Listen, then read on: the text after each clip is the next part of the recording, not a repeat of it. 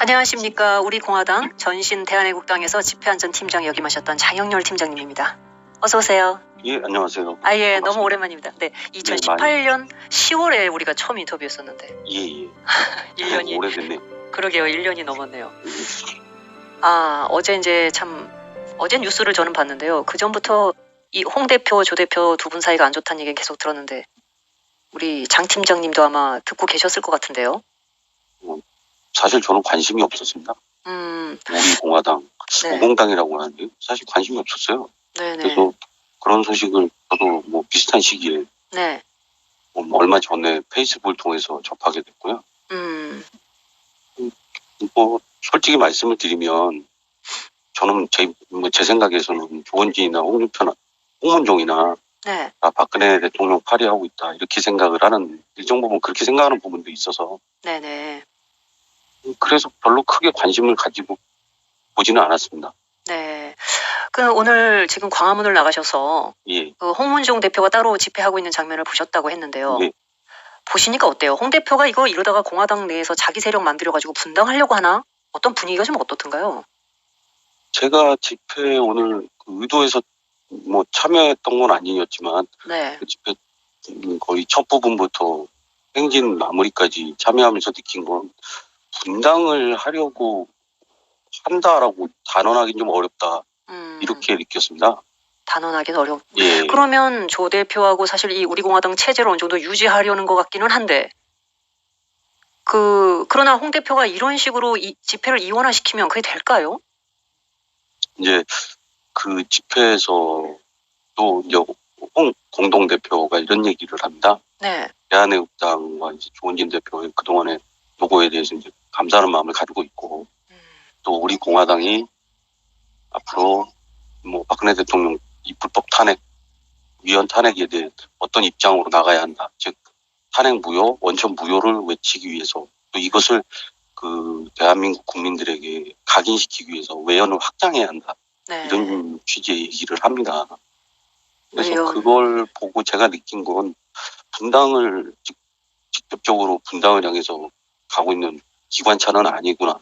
저는 개인적으로 그렇게 느꼈습니다. 외연을 확장하기 위해서 어떤 필요에 의해서 잠시 뭐 이렇게 한다 이런 정도로 얘기는 네. 하는데 예. 그러나 그렇게 할 사람들이 있을까요? 지금 이 내부의 분열이 내홍이 이미 사실상 갈라섰다 이렇게 언론에까지 다 지금 전파가 된 상황인데 이 내부의 동요라든가 그다음에 외부에서 이런 것들을 기정사실화 할까봐 이제 뭐 어떤 전략적으로 이원화하고 있는 것이다 정도로 얘기하는 거지 사실상 갈라졌다고 봐야 되는 거 아닌가요? 사실 조금 아까 말씀을 드리는 것은 제가 굉장히 긍정적으로 순전하게 말씀을 드리는 것이고요. 네네. 그 집회 장소에서 조원진 공동대표를 지지하는 몇몇 분들이 와서 강하게라고 하기보다는 좀 극렬하게 항의하는 장면들도 이렇게 목격이 됐고요. 또 집회 참여하신 분들 사이에서 오가는 대화를 들어봤을 때는 네. 또 기존의 조원진 대표를 향해서 비난하는 목소리들이 상당히 격앙됐고 높았어요. 그러면 이미 지지 세력들이 서로 다 갈라져가지고 다투고 있는 상황이면 네. 네네 이게 지금 거의 뭐 분당으로 가는 거 아닌가 싶은데 한 지붕 아래서 네. 아마 뭐 이렇게 비유를 제가 드릴게요. 한 집에서 전세로 오래 살 수는 없을 걸로 보입니다. 지금은 사골세 기간이라고 보여요. 네. 제가 생각하는 부분은 이렇습니다. 홍문종 대표가 네네. 지금 본인의 어떤 또 본인의 정치적인 기반이 그 자유한국당에서 탈당하면서 그 외톨이가 된 형국으로 보여요. 그렇죠. 그래서 이제 본인의 어떤 본인 스스로의 외연도 좀 확장할 필요를 느꼈을 것 같고요.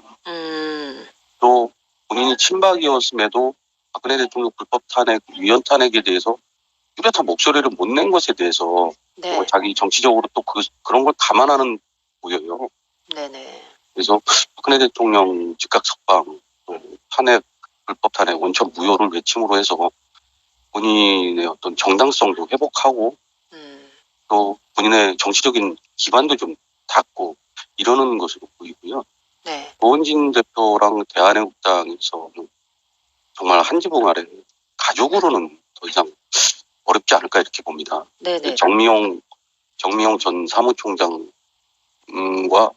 전희재 정책위장 두 분 다 사퇴라는 표현이 붙었었거든요. 정미용 네네. 사퇴, 전희재 사퇴 뭐 이렇게 네네.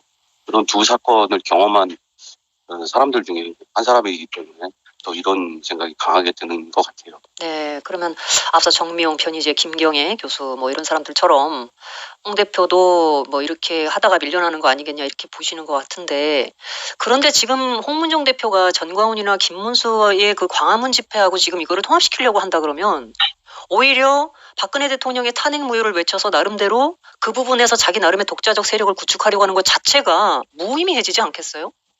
예, 저도 오늘 집회에 참여하면서 이제 가까운 선배님께 그런 류의 말씀을 드렸어요. 네. 전광훈이나 뭐 김문수 전 지사를 와 같이 하는 것 명분으로는 가능할 것처럼 보인다. 네네. 그러나 어떻게 보면 좋은 이런 류의 그 어떤 행위를 통해서 네. 조원진 대표에게 홍문종 대표를 쳐낼 수 있는 칼을 쥐어주는 그런 꼴이 될 거다. 그럼 대한민국당의 기존 입장이나 뭐 우리공화당 이름을 바꾼 이후에 그쪽의 입장은 일관됐었지 않습니까? 그랬죠. 탄핵을 인정하고 탄핵에 동참했고 탄핵에 합류했던 국회의원, 자한당 소속 62명과 또 탄핵에 동조했던 많은 방협위원장, 그래서 자한당을 공격했던 거고요. 네네. 그리고 김무성이나 유승민 이런 배신자 세력을 극렬하게 비판하면서 지금까지 쭉 당을 이어오고 있지 않습니까? 네. 그런 것으로 봐서 또 뭐 한간에 떠도는 소문이 전광훈 목사가 김무성과 굉장히 막역한 관계다. 또 이런 얘기들이 오고 가면서 네네. 또 들리기도 하고 네. 기존의 대한민국당 즉 우리공화당 당원들이나 조원진 입장에서는 용인할 수가 없는 거죠. 그들과 함께한다는 거. 글쎄 그걸 제가 봐도 그렇거든요. 그리고 인제 홍문종 의원 같은 경우는 김무성은 사석인 자리에서 이렇게 봤을 때는 그렇게 나쁜 사람이 아니다. 인제 이런 얘기를 한 예전에 그 뭐 나폴레옹인가 뭐 제가 거기서 그런 내용도 들었는데 개인적으로야 뭐 딱히 이렇게 사감이 있을 것은 없지만 같은 친박 의원으로도 분류됐었던 사람들 아닌가요? 이 박근혜 대통령을 어쨌든 대통령으로 밀기 위해서 같이 또 한때는 팀이었던 사람들이고. 그런데 지금 어쨌든 탄핵이라는 강을 건너오면서 이렇게 지형이 변했는데 여기서 지금 조원진과 갈라섰다는 것 때문에 지금 저 자유한국당 이미 유승민이나 이렇게 뭐 안철수까지 다 묶어 가지고 지금 뭐 사탄파의 하나의 뭐 거대한 뭐 연합을 이루고 있는 거 아닌가요? 근데 거기와 연결되어 있는 고리가 있는 전광훈 목사랑 손을 잡고 박근혜 대통령 탄핵을 외친다? 이거는 전략적으로도 굉장히 미스다. 그렇게 보이는데요. 예, 제가 저는 이제 그 집회에 참여했던 선배님께 조금 아까 말을 했던 것처럼 이건 오히려 조원진에게 더 큰 정당성을 부여할 수도 있는 위험 부담이 크다. 칼을 쥐어주는 것이다. 이렇게 얘기를 했습니다만 한편으로는 또 홍문종 공동대표가 외치는 부분에 또 일정 부분 좀 뭐 납득이 간다, 동의가 된다라는 부분도 있어요. 그런 그 동의가 되는 부분은 어떤 부분이냐면요. 예예. 태극기 집회에 참여하는 인원이 항상 3년 전이나 지금이나 면면이 그대로 유지되고 있지 않습니까? 크게 확대되지는 못하고 있는 게 현실이거든요. 네네. 이 홍문종 대표의 생각은 이런 것인 것 같아요. 제가 뭐 직접적으로 그 부분에 대해서 얘기를 들은 건 아니지만, 네.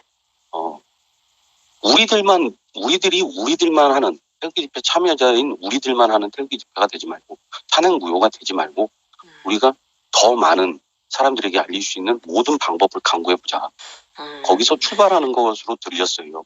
네. 그리고 또 개중에 이렇게 말씀하시는 분도 계시더라고요.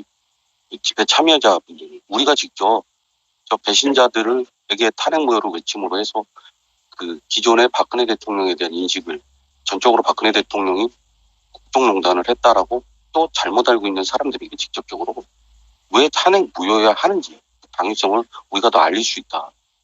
그래서 우리가 정광훈이나 김문수 또 기타 여러 시국 집회에 참여할 수 있다. 결국 참여해서 우리의 정당성으로 이기자. 뭐 이런 류의 얘기를 하는 분들이 계시는 걸 봐서는 그 홍문종 대표 쪽 지금 집회를 했던 일부 우리 박근혜 대통령 탄핵 무효를 더 많은 사람들에게 뭔가 좀 더 대중적으로 알릴 수 있는 방법을 찾자. 그런 역할을 좀 더 해야 된다, 우리 공화당이. 그러기 위해서 외연을 확장해야 된다. 지금 그런 명분을 내세우고 있는데 그렇다고 지금까지 일부러 안 알리려고 한 건 아니고 우리 공화당이 줄기차게 외쳐왔던 내용이 전부 이제 탄핵 무효인데 물론 그 부분 어떤 부분들은 이제 아쉬운 부분도 물론 있겠지만요. 그러나 그 탄핵 무효를 외치기 위해서 확장을 하는데 하필이면 정광훈 목사 그 김무성과 이제 연결이 돼 있고 하는 자유한국당화도 그렇고 이런 분들하고 해서 과연 이게 되겠느냐. 뭐 하여튼 뭐 내부에서 더 많은 생각들을 또 하시겠지만 지금 제가 이렇게 봤을 때는 이게 영 그 배가 산으로 간다. 좀 그런 느낌이 듭니다. 그 이전에 그래도 대한애국당에 몸담으시고 그 참 중요한 여러 일들을 많이 하셨는데 마지막으로 그래도 우리 공화당을 향해서 한마디 하시고 싶은 얘기가 있다면 좀 부탁드리겠습니다. 여러 얘기를 드리고 싶지는 않고요. 네. 제가 하고 싶은 얘기는 아까 서두에 말씀을 드린 그 부분입니다. 제발 그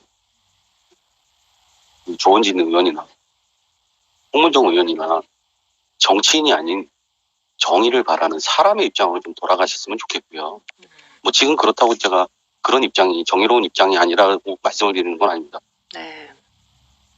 그래서 본인들의 정치적인 이익이나 본인들의 정치적인 진로를 고민하시기보다 대한민국의 진로를 좀 더 고민하시고 네. 어떤 게 진정한 정의고 어떤 게 이 대한민국의 현실을 회복하는 길인지 네네. 좀 고민해 주셨으면 합니다. 너무 또 직설적으로 마지막으로 네. 표현하고 싶은데 네네. 제발 박근혜 대통령 좀 그만 파셨으면 좋겠습니다. 그래서 우리가 이 정치꾼이 아니라 좀 역사와 양심의 증인이 되자 하는 점에서는 지금 우리 장 팀장님 하신 말씀이 제가 했던 얘기랑 통하는 것 같아서 제가 덧붙였습니다. 네. 그 정말 역사의 죄인으로 남지 않길 바랍니다. 네, 네. 알겠습니다. 아이고 인터뷰 감사드립니다. 예, 네, 감사합니다. 고맙습니다.